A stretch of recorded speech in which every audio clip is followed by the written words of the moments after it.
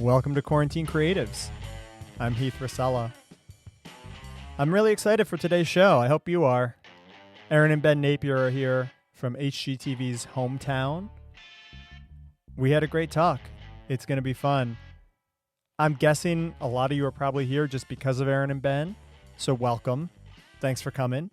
Let me tell you a little bit about this show if you're new here. I am a TV producer and director out of Boston. And my background is also in home improvement television. I worked at This Old House for the last 15 years, most recently as the producer and director of Ask This Old House. And I got laid off in March, right at sort of the beginning of all this coronavirus stuff. And I've been using this show now for a little over a month just to compare notes with other people in the TV and media business and just try to figure out sort of where everybody's at with this and what people's plans are moving forward, because coronavirus and the quarantine, the shutdown has affected TV, film, radio, media in ways that we're all still trying to figure out. It's going to be a long time before all the dust settles on this. And Erin and Ben have a perspective on that too. But I was excited to talk to Erin and Ben because the impression that I get in watching Hometown is that they are very genuine, very loving people, and that they really care about a lot of the things that I care about and that I tried to make part of how we told stories at This Old House in my time there. They really love old houses. They really love working with their hands, making things, seeing the satisfaction at the end of the day of doing projects. And I got the sense in talking to them that their kind of on-screen persona where they always have their arms around each other and are kind of goofing on each other, my sense was that that's not put on, that they really just are a cute couple in love and they're just fun people. And it's nice to be able to bond over sort of our shared ethos, our shared belief about what's good in the world. And I got into this in my interview with Nick Offerman. And if you're new here, again, that's kind of the next one that's worth listening to, because he touches on a lot of the same themes that I touch on with Erin and Ben, of just sort of the value of hard work. And I hope that we're getting back to valuing that. I hope we're getting back to a place of valuing handcrafted things and just art, because so much of what we've been consuming for years has just been kind of mass produced and gets cheaper and cheaper. And, you know, there's just something nice about something that's built to last. And I feel like Erin and Ben feel that way about housing. And I feel like they feel that way about marriage, frankly, too. They're building something to last. They're building a strong family. And I really enjoyed talking to them too, because they were willing to be very honest with me and to talk about vulnerable things. We talk about their feelings about some of the racial issues that are happening in this country right now. We talk about faith in this conversation, and I talk about it with them. I'm not a person of faith.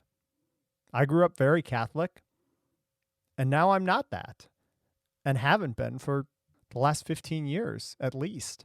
But even though we come from different perspectives on that, they were willing to talk openly with me about their beliefs and were willing to listen about mine, and I really respected that. So anyways, I'm honored that Erin and Ben were willing to talk to me so openly about so many issues, so many different things on their mind. And we could geek out and have fun. So here's my interview with Erin and Ben Napier. Hey guys. Hi, how are you? I'm doing all right. How are you? We're good. Yeah. How are you? I'm doing the best I can, I guess, right now. It's I don't know, how are things looking in Mississippi, like quarantine wise and COVID wise and stuff? Oh, it's business as usual. Yeah, there was a while where everything was shut down except for Lowe's and Walmart And grocery stores. And but now things have been slowly opening back up. Yeah. We hesitated to open our store back up because it's such a pull for out of towners. Sure. And so we waited a little longer than everybody else, but we've got it back up and running, and everybody's following precautions like everywhere you go. Masks. Earlier, I stopped at a restaurant that used to be a self-serve kind of place, and now it's when you walk in, everybody's wearing masks. They spray your hands, and then you can't even get to the food anymore. Oh, and wow. then you tell them what you want, they fix your plate cafeteria style. So it's So you went to Hog Habit for lunch? No, I went to Main Street Cafe. Okay. You live in Boston? I'm outside Boston. Yeah, I'm in Massachusetts. I'm in like the suburbs of Boston up here. And it's, we had an initial spike like real early. There was like a healthcare conference at one of the big hotels in Boston. And I think people from around the world and stuff were there. And it spread very early in that group. And it was, I don't know, 1,500, 2,000 attendees or whatever. It was a big group of people all gathered together. And so our state shut down pretty quickly. And then it's been kind of slowly reopening. But yeah, it's interesting just sort of, you guys are ahead of us in terms of weather and stuff, but up here it's just starting to get nice again. And so people are starting to venture out, and I feel like are just getting a little more careless with the mask wearing and, trying to get back to normal as quick as they can. So for the first 6 weeks, nobody was wearing masks, and only Walmart, Lowe's, and the grocery stores were open. Yeah. And they weren't taking any precautions, which as small business owners, we were all like pretty fired up about it. They're like, you're not even trying to control this. And yet we've all closed our businesses because of this. And then now everybody's wearing masks here, and everybody's pretty good about it. Yeah. Well, you And remember at the beginning of this, like they didn't want you wearing masks, right? There was that whole issue of like shortages of like, the healthcare workers need them. So don't even put anything on. And then that kind of shift culturally too. So just an interesting thing. I understand you guys have, you've been doing some camping during this time too, right? We have been. We haven't stopped camping. We don't know when or even if apparently a lot of the campgrounds stayed open, but they closed like the swimming pools, the playgrounds, the, pavilions and stuff, anything that was like a common area. And so we went, and it was great because it's what we've learned at campgrounds. It's like people are polite and they speak, but they don't try to get up in your business. Right. Because they want their privacy too. Right. Yeah. And so it's perfect. Yeah, that's been the best way to social distance. Nice. And yeah, get out and feel like you're getting away too. Does you guys have an old Airstream, right? That's what you use for camping? We do. We restored it over the winter, and it was a part of an episode that aired recently. And so it was really cool. And we were a little bit hesitant about that because it's kind of like, saying, hey, look, this is our Airstream. Right. You can look for it. But they all look the same. Yeah, they're all silver on the outside. All of them are the same. So. Does it have like a shower and a toilet and stuff? Like that would be my fear going to campgrounds is like using the public facilities and stuff. All the creature comfort. Nice. We have 2 air conditioners because, I'm a furnace and we sleep with it really cold. Yep. And so we have 2 air conditioners.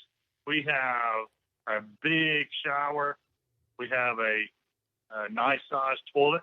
Nice. Lots of counter space. Yeah. A big fridge. It's not roughing it. Yeah, we are by no means roughing it. Tight quarters, but we have everything we need.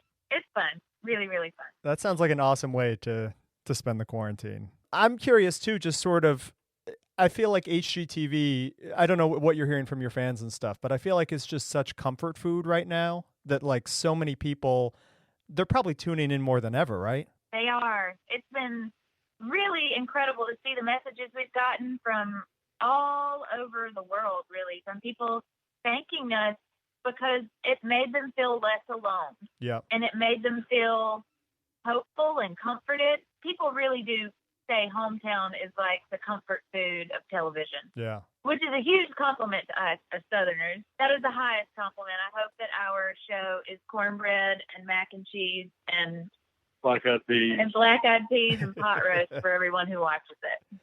It definitely, I feel that way watching it. And like for me, I grew up in a small town. I'm from Ohio originally, but it was, a town of like 20,000 people. And from what I've seen of Laurel anyways, I haven't been through Laurel, but similar kind of downtown of just, my town was probably the 1890s through like the 1920s. They built this beautiful downtown out of brick. And like, I still remember growing up, it was still vibrant. Like the first couple of years that I was like a little kid, and we'd go down to like the drugstore and get candy bars and things like that. And I don't know, there's a hunger for that right now, right? There's a kind of nostalgia that goes with those small towns. And it's, maybe it's because I'm just thinking out loud here, but people don't live like that much anymore, right? You guys have something special there in Laurel. Yeah. I mean, I think for a long time, there was a generational thing that people didn't want other people in their business. Yep. They wanted people to keep their distance, and they didn't want to be friendly. And, but there's some comfort to that. Like I tell this story a lot, but we were one time in North Carolina, and one of my neighbors was calling me, and I thought it was odd that he was calling me at 7 a.m. and then I realized that it was actually 6 a.m. in Laurel. Uh-huh. And I was like, oh shoot, something's wrong. And so I called him back, and our dog was out. And wow. My brother at the time was in college, and he was coming by and, checking on the property and taking care of my dogs. And one of them had gotten out, and nobody was home to know. And so they took care of it for us. Oh, that's great. And so, just little things like that, you don't really get if you don't know your neighbors. And it's hard to know your neighbors in a big city. Yeah.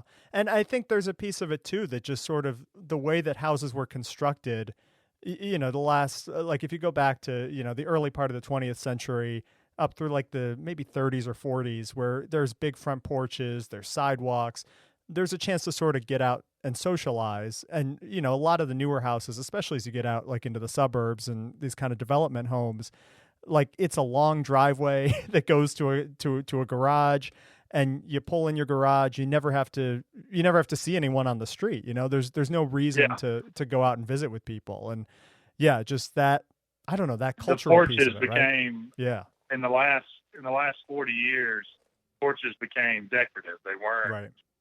Part of the house. And that was the thing, that like when our house was built, they didn't have air conditioning. And right. So you needed that shady spot where you could come in and cool off and sit outside, have a breeze blow. And now people are starting to get back to building houses that way, but it's still not the same. It's, houses now have air conditioning. They have all the modern conveniences, just like our Airstream. Sure. Like, we're not roughing it. We're not going out here and camping. And houses today, they don't need the porch, but people do. They need that connection, from sitting out on the porch, seeing your neighbors walk by and waving to them. Yeah, I agree. I think that's something that people are yearning for and wanting to get back to. Yeah, and you touched on it a little bit there, Ben, but I'm just curious too, like for both of you, thinking about old houses, what do you love about an old house? Why bother saving them, I guess? They're storytellers, and as Southerners, that's what we're good at, is telling stories. Yeah. Yes. And the character, the creaks, the patina of a wood floor that's 100 years old, you can't fake that. Yeah. You can't manufacture it. You can find old photos of it, the original family, the people who built that house, the original floor plans. There's just so much that changes over the decades that you get to see when you uncover and you open up walls or you bring down old wallpaper. You just get to see the decades and layers. And there's just a sterility about new houses that doesn't interest us at all. They are all kind of cookie cutter, I guess, in a way, right? Yeah. Yeah. No matter how unique they are, they're just not very unique. Yeah. And with old houses, even if you could walk through houses that, like, if you find a part of town that's got a bunch of factory houses or factory worker houses, and they're all these little cottages that are basically the same. Yeah. Even in those situations, when you walk through them, they're different. There are little things that, because they were hand built, things are just a little bit different, a little bit off.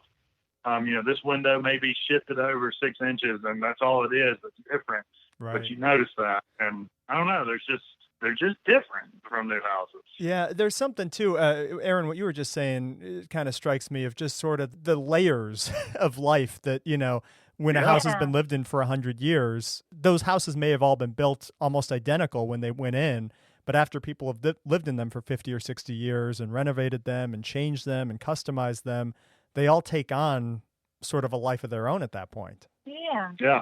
I took a class when I was thinking about getting a master's degree in history, and I didn't finish it. Uh-huh. But I took a class that was a social. The teacher that taught it was just like an entry-level graduate school history course. But the teacher that taught it, his emphasis was in social history. And his big thing was that when you look back over the years, the people who were in power were writing history, and the only things that were making history were like big national history things. Yeah, wars and assassinations. Yeah, wars. Right. Change of power and pandemics. And so he actually had a degree in, or his thesis was on restaurant history. So he'd been studying restaurants for the last, going back to the late 1800s, and how like nobody was writing the history of that. And so he was having to go through newspapers and read about them there, and was compiling all this really fascinating stuff about the restaurant industry that, who would have thought, that is history, but it actually is. And the same goes for these houses. Like, that's the way people lived. And for some people, that's a more important history. Yeah. It's interesting too, just thinking about like the history of restaurants for a second. Like some of the knowledge you gain might even just be through, finding an old menu or something. And like, you can't talk to the person that ran that restaurant or the cook that made those meals, but you get little clues about what that restaurant was like from reading that menu.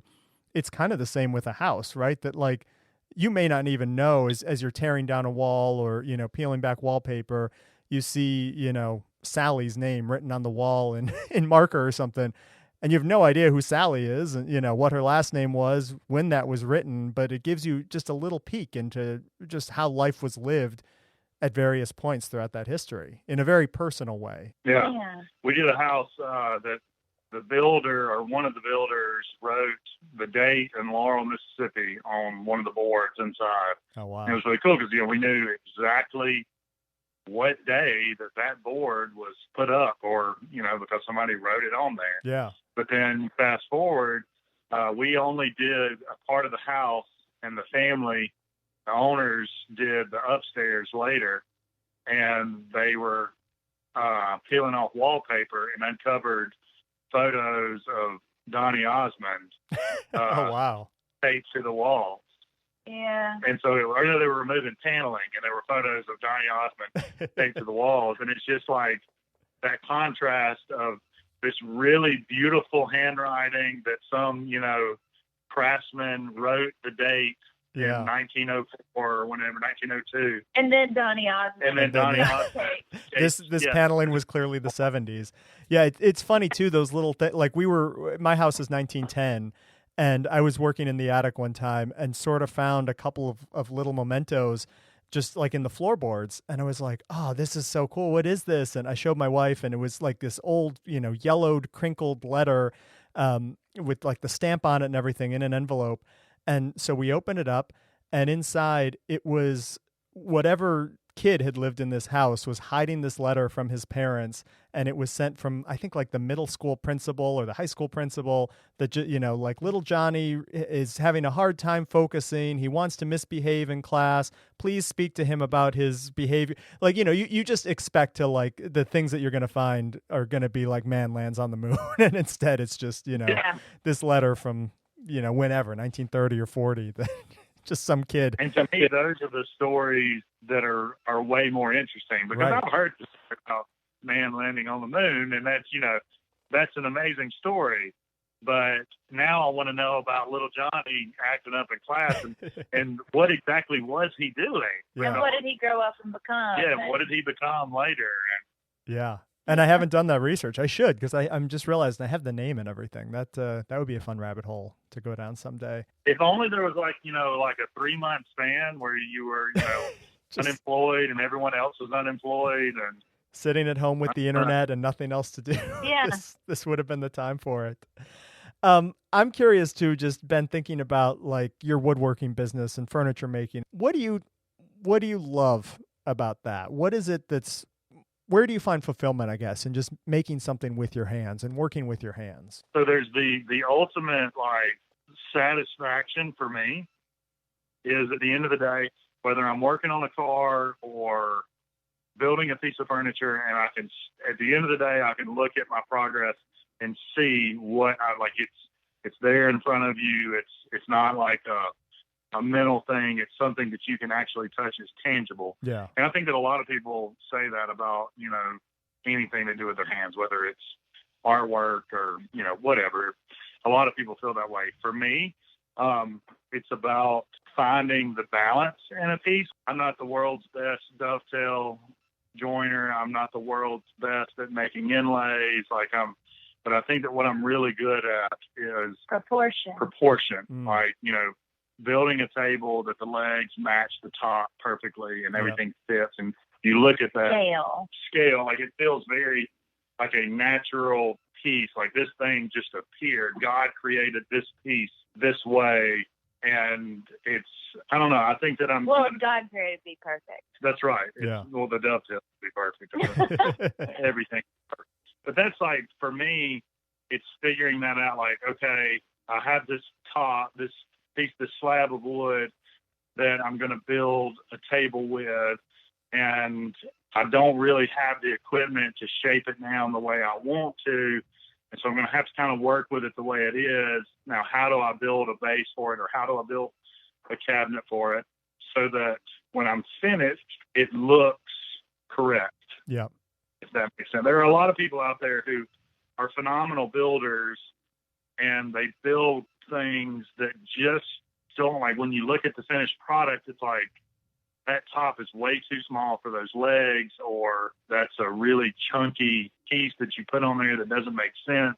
I don't think that I'm as good a builder as a lot of people out there, but I think that I'm very good at designing it. If that makes sense. And I'm trying not to sound braggadocious, but that's what I like about it, is seeing something and figuring out how to make it look right. Yeah, no, that makes perfect sense. And just, the importance, I guess, of proportion and scale. And it's not something you notice unless it's done wrong, unless it's wrong. Yeah. Exactly. And most people probably couldn't put their finger on it either. They're going to look at it and say, I don't like that table, but they're not going to say, they used a 1x board for the top instead of a 5/4 board, or, whatever. There's something off about it, but they can't put their finger on it, but they just kind of know. But there is a satisfaction in just trying it and just seeing something through to completion and feeling like I did that, right? Yes, that is the ultimate, I think, for anybody who's doing it, whether it's a hobby or it's a career, is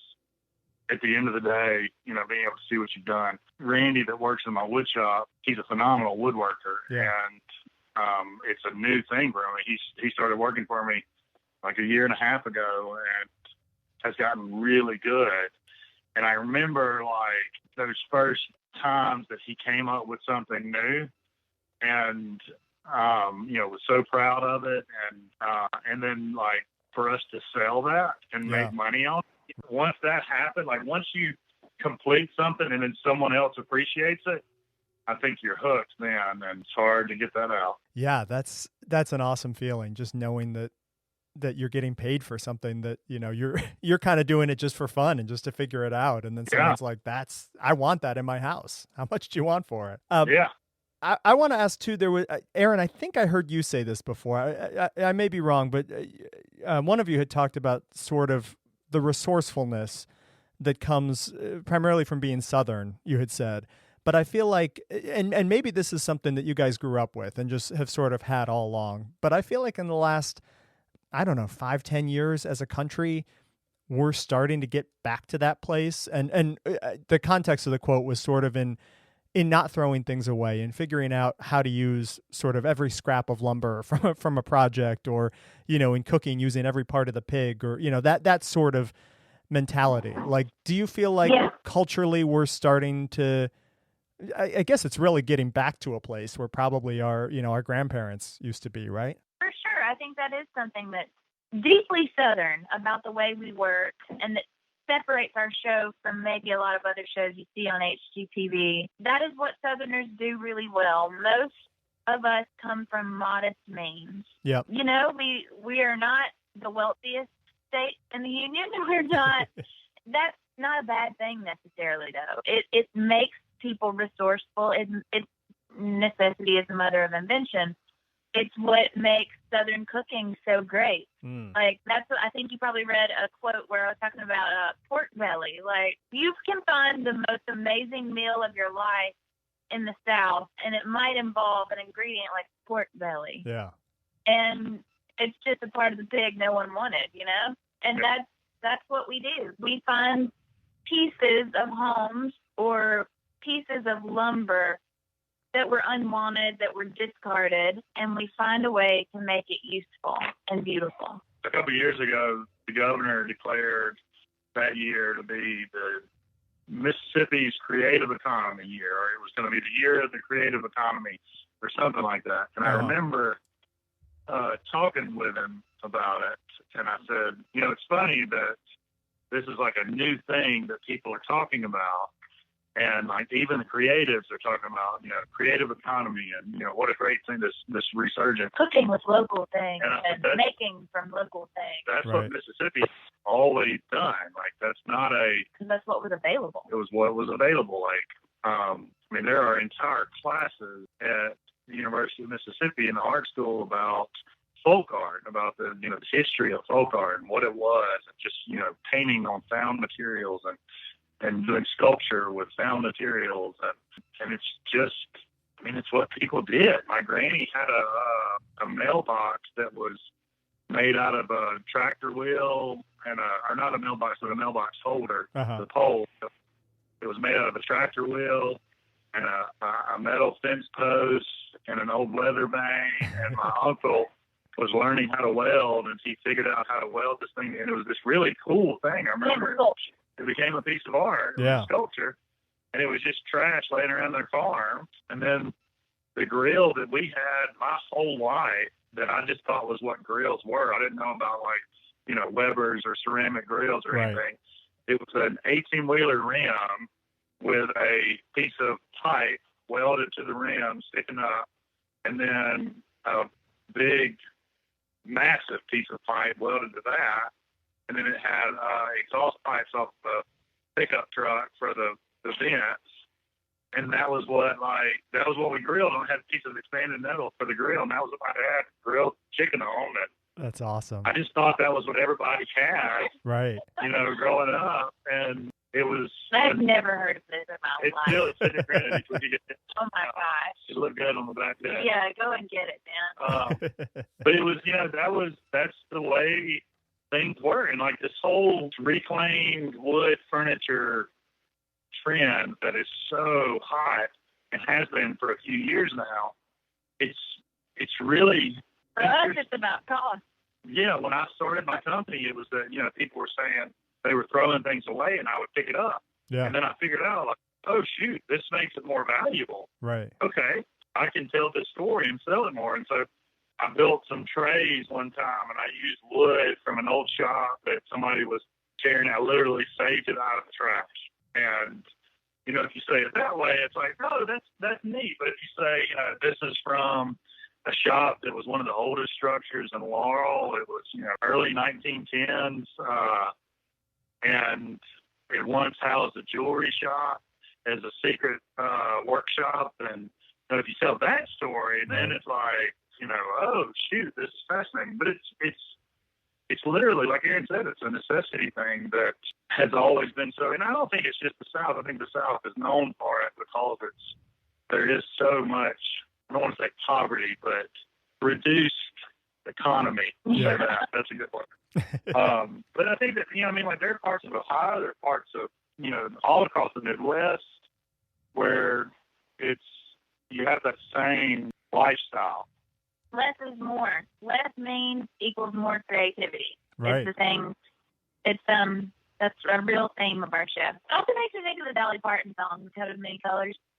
It's a really sweet one. Oh, I'm going to cry. I know, it's so sad. Her mom makes her the coats from all these scraps and rags that she had, and then she thinks it's the most beautiful coat in the world, but the kids at school make fun of her. But she tells them, no, we're rich. I have all the love in the world, and my mom made me this coat. Yeah, that's the good stuff. Yeah, and I feel like for so long, like, people we got caught up in kind of advertising and marketing and just feeling like you always had to have the newest, latest, greatest thing. And there is that appreciation of going back to, a coat made out of rags or a piece of furniture made from the trash. And like you say, when you say it like this is a thing we're throwing away, yeah, no one really cares. But if you tell the real story behind it and appreciate it too, that sort of, that just, you can't get that tight of a wood grain on new wood. There's not old growth trees. It does not exist. Yeah. And that's the real thing, is like, not just that side of the wood grain, the fact that as the wood ages, like, it takes on this natural color that you cannot fake. Right. In our book, that's one thing that I talked about, was that, like, I started figuring out that, I may want something to look like, 100-year-old reclaimed pine, and I'll try and mix things to look like it, but it's just never going to. It's a natural thing that happens that you can't, that you just can't change. Yeah. I mean, you can't recreate, rather. It's got to be the authentic thing to really give you that feeling. I want to talk about Hometown for a minute too, and just sort of going back to the quarantine and sort of the shutdown. Like, where did that fall in sort of your production timeline? Like, did you have to shut down at all, or did this come kind of between seasons? It was perfectly timed. It was as if we meant to do it that way. But the show wrapped on March 10th was our last shoot day, and the quarantine began March 15th. Yeah, so you really made it. So we even had a little 5-day window to get our affairs in order before it happened. Wow. Yeah, I had to go to Tupelo the day after we wrapped, and so I was able to go up there and run a bunch of errands in North Mississippi. And I mean, of course, it was still, you were still trying to be careful back then, because it was the day we wrapped was the day we heard Tom Hanks had COVID. Right. And that was like, for our film crew, we were just like, whoa, this is bad. Like, they shut down the movie he was working on. And then it was like, we were at the wrap party when we were all reading about Tom Hanks, and everybody just started trickling out of the party real fast. Right. Yeah, because, I mean, I don't know about with y'all's crew on This Old House, but with ours, it's all because we shoot in 6 to 8 month segments. And then there's a little bit of downtime. Everybody on our crew they're kind of nomadic. They'll go and work somewhere else on a new project. Yeah. And slowly but surely, over the next 2 weeks after we wrapped, all of those projects got shut down. Yeah. And so our crew has been our film crew was totally out of work through the whole thing, like everybody. Right. And we all go back to work on June 29th. So that was always the plan, to begin June 29th. And we didn't change it. We're going to follow extreme precautions, and you have to do it. The production does, in order to get insurance. So everyone will be wearing masks except Ben and I when we're on camera. Wow. And there's all kinds of, we won't get to have crew lunches anymore, which was always our favorite part of the day. Yeah. Everybody, the production office, there's the team crew. in the office, and then there's the team in the field, us who are filming, and we would all have lunch together, 20 of us, 30 of us, and that was the best part of the day. Sure. And now we don't get to do it anymore. I'm so sad about crew lunches. So how's lunch going to work then? What, does everyone just have to eat in their cars, or? Stipend. Yeah, we get a stipend. And you can go home and eat and come back. Or you can go to a restaurant, you can go wherever, which it's sort of, some of the guys on our crew are like, that seems more dangerous. Right. To let them just go out in the world and then bring it back. I love crew lunches is my favorite thing. I'm a very social guy. Sure. So this has been very hard for me already, but I love, like Erin said, our crew lunches, because we're with our camera crew all day. You don't get to know each other while you're working. You're right. working. Yeah.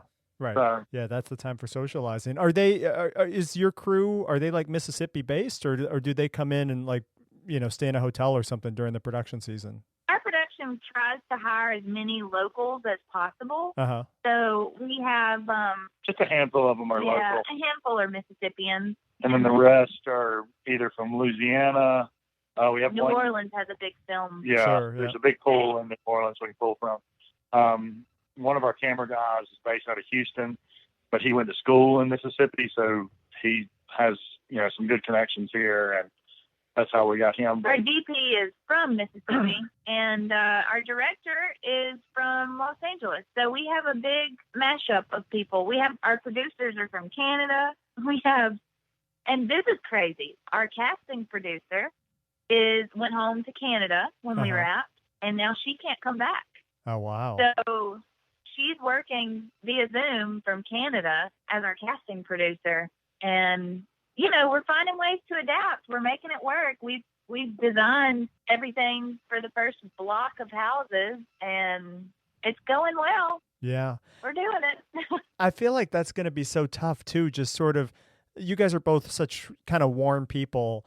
And I feel like so much of the show is just sort of you sharing that affection with the other people on camera, just being able to hug them or pat them on the back or whatever. And just, having to keep that distance. It's change. I don't know how it's going to be. We're also not talking about it on the show. Yeah. So, but I think it's going to be, people will just understand. People will just know. But I think it's going to be fun. It's the weirdest thing. Our showrunner, Angie, who we worked with for since the very beginning, 5 years. And we were looking at, we had a meeting a few weeks ago, and she told us that her mom was really sick. Mm-hmm. And I'm a hugger. I like to hug people. And in that moment, I could tell she really needed a hug, and I really wanted to hug her. But we were at work, and everyone's in masks.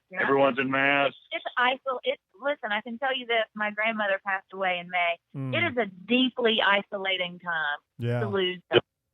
It is awful to lose somebody and not be able to hug and to hold your family members, or it's hard, really hard. I'm sorry to hear that. That's tough. Yeah. Could you guys do a funeral or anything, or how did that work? Yes, and you know what? It was better than any funeral could have been.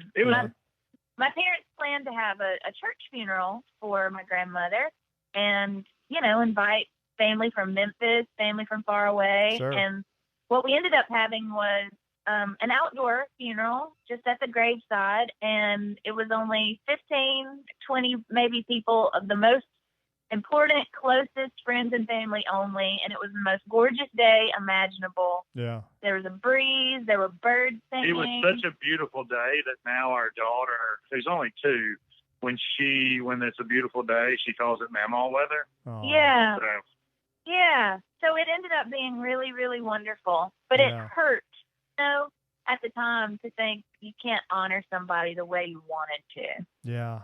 And I've been thinking about that a lot. And, my mom works in healthcare, and I have a lot of family across the country that, my father-in-law's a doctor, and, I have an aunt that's a nurse, just a lot of people that are maybe not all attending right to COVID patients, but are in hospital environments all day, and just thinking sort of being afraid of if they get something and pass during this time, that I can't fly to go be with the family. I can't go to a funeral, and so many families are going through that. It sounds like you had a really good experience with it, all things considered. Yeah, we were lucky. But it's a tough time. I wanted to ask too, just sort of thinking about, the news and stuff. Erin, you had posted on your Instagram maybe a week or two ago, you had posted that picture of Mr. Rogers, kind of sharing the pool, washing his feet in a pool with a policeman. And then after that, you had shared kind of a direct message exchange that you had with a fan that sort of didn't feel like you were going far enough in speaking out against racism. And I thought it was a really beautiful exchange that you guys had back and forth, of just sort of you not wanting to sort of jump on the social media bandwagon, and pointing out that Laurel it's 60% Black, and, your neighbors, the people you go to church with, your whole community, you're surrounded by people of color, and just sort of not wanting to grandstand that, I guess, and more just sort of living your life in a positive way, and sort of leading by example. And again, I thought it was a really beautiful post, but there was also something that sort of stuck out to me. And when you posted it, you said, I think my heart is racing sharing this, and just sort of, I wonder how you feel now, a couple weeks after sharing. Like, do you regret opening up that personally, or were your fans generally supportive? Like, was it a good thing in the end to sort of speak your heart in that way? No, I don't regret it. I think if we're going to be on social media, then let's share what we feel comfortable sharing, and let's be honest about it too. Yeah. And honestly, I'm just not comfortable doing a one-size-fits-all message about anything. Yeah. And certainly not something so personal. We have close friends who are African American, and I don't see acrimony in those friendships, and where we live personally. I saw on the news that day where cities were burning down, right? Yeah. And then I walked to work, and it's business as usual.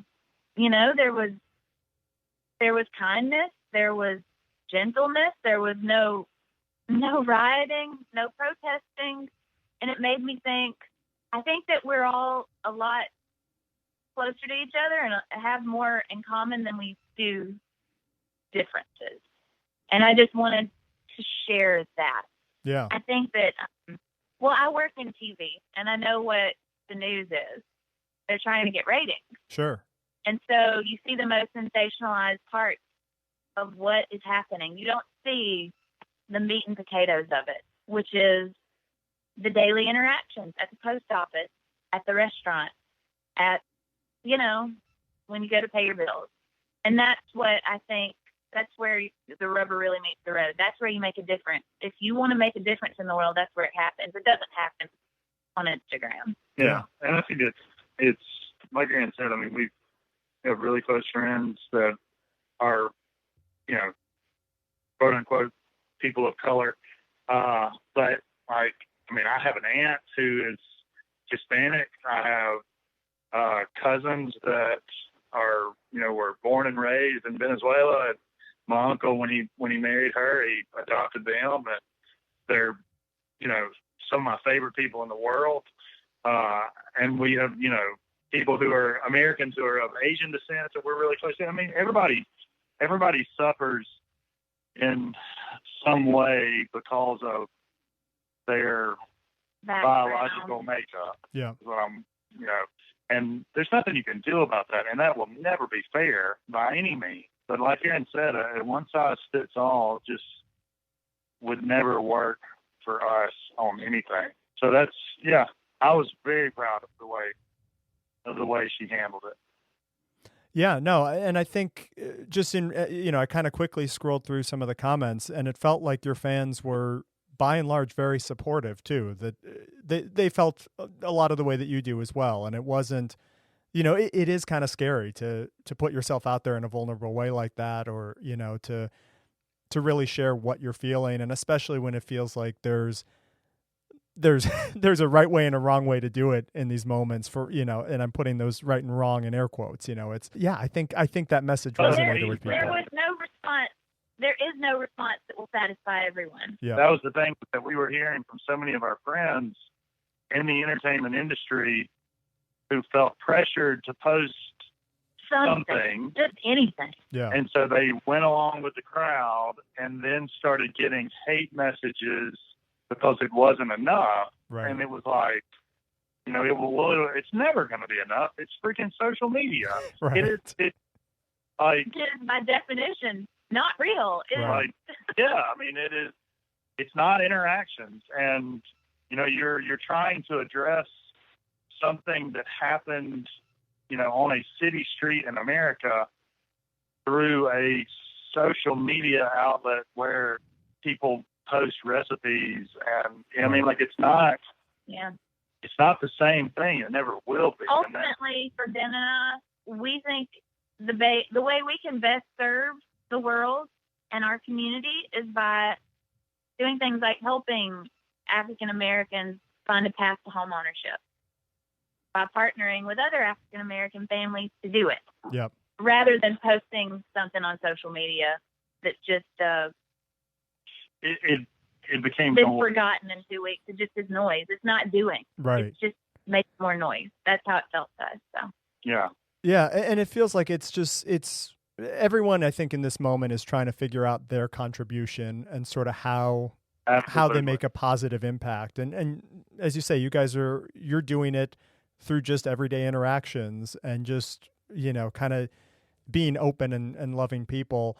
And it sort of brings me to the last thing I wanted to ask you about, and that's just sort of your, I guess, how your faith plays into the work that you do, whether it's, the work that you're doing to support Laurel and, the businesses you have there, or through the TV show, or just how do you see the role of faith in your work? It's the most important thing in our lives. Both of my parents are United Methodist ministers, and so I grew up it was as natural as breathing. Faith was a part of our lives. You were on the path to being a minister, or you were a minister for a while, right? I was a minister for 10 years, and actually social media was a big part of why I reached a point where it felt like these kids were trying to live their lives on a social media platform that in a totally different world, a social media platform that I'd never heard of. Yeah. And so, how could I? Yeah, like we don't even know what that is. Yeah. And that was so critical to them and their approval and how they interacted with their friends. And Ben was just like, I feel like I don't even know how to minister to them effectively anymore.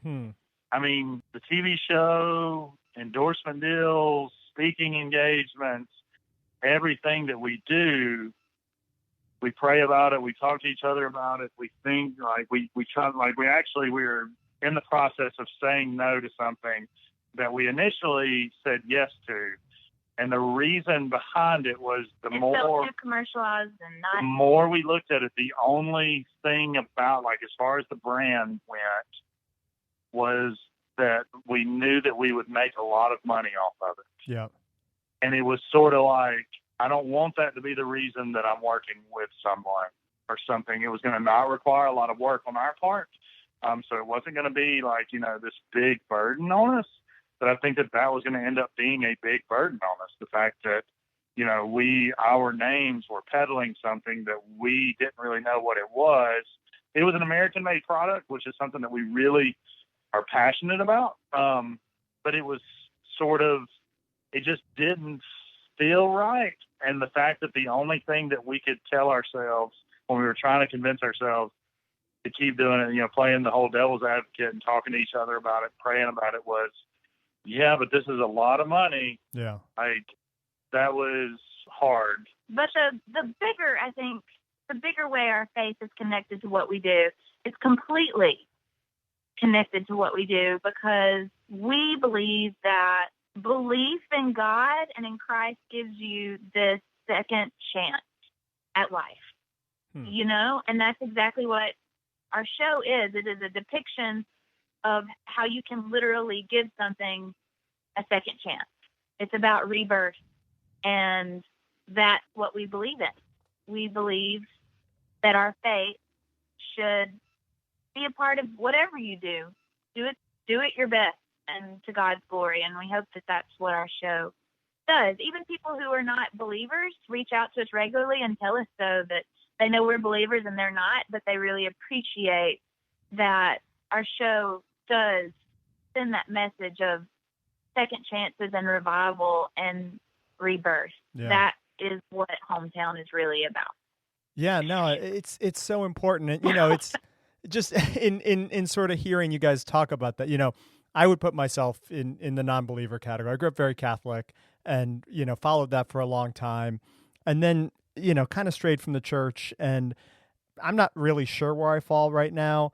But the one thing that I read this recently, and it really kind of stood out to me. There was a movement here in New England called the Shakers. Do you guys know about that? Like they made furniture and so, yeah, but sort of love their furniture. Yeah. They're big kind of overriding. Not so much their beliefs. Yeah. Well, I love their furniture. There was some interesting belief, but the sort of overriding principle that stood out to me was just sort of that God's work is in everything that you do. And so you should strive for perfection in everything you do. And so they tried to figure out like how to be the most efficient at farming and just grow these perfect vegetables and get high yields out of it, and how to build the perfect tables and the perfect chairs. And, they were simple, but they were elegant. It's what we were talking about before, I guess, of just proportions and stuff. And there was just something that stood out to me in that, of just like, oh, you can see God or perfection or, the universe, whatever you want to call it, in everything. And if you live your life that way, just thinking there's beauty in everything, it ties together all this, I guess, too, because there's beauty in other people, and like treat everyone with respect, right?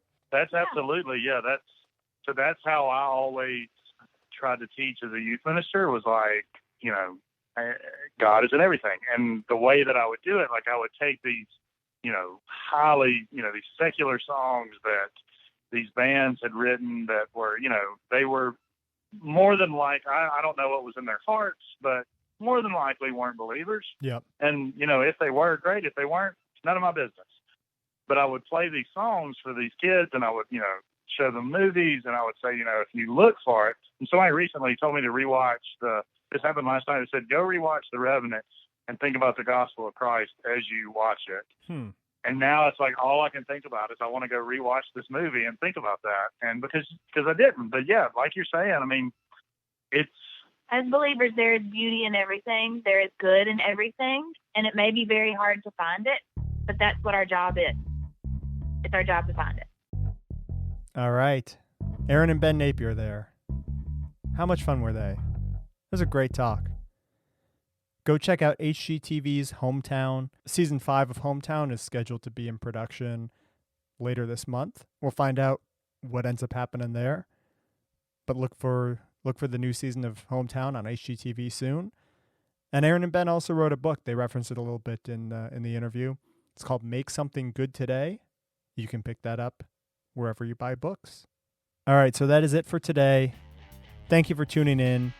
If you're looking for another interview kind of like this one, go listen to my interview with Nick Offerman. It's a lot of the same ground, but from a different perspective. I think you'll enjoy it. I'll have a new show on Monday. I'll talk to you then. Stay safe.